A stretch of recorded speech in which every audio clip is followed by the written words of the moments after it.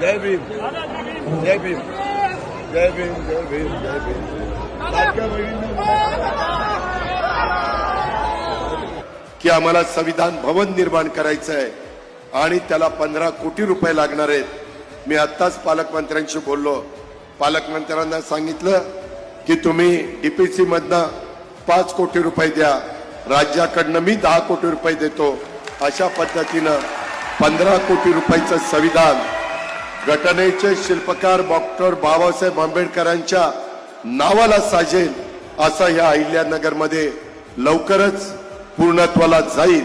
या प्रकारे मी स्वतः आणि आमचे पालकमंत्री राधाकृष्ण विखे पाटील साहेब आम्ही सगळेजण जी काही मागणी आमच्या संग्राम जगतापांनी केली ती आम्ही त्या ठिकाणी पूर्णत्वाला नेऊ।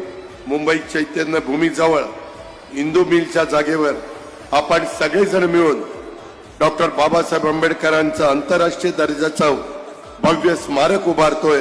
स्मारकाच्या आधीच्या उंचीपेक्षा नव्या आराखड्यामध्ये स्मारक अधिक भव्य करण्याचा आमच्या महायुती सरकारने निर्णय घेतलेला आहे।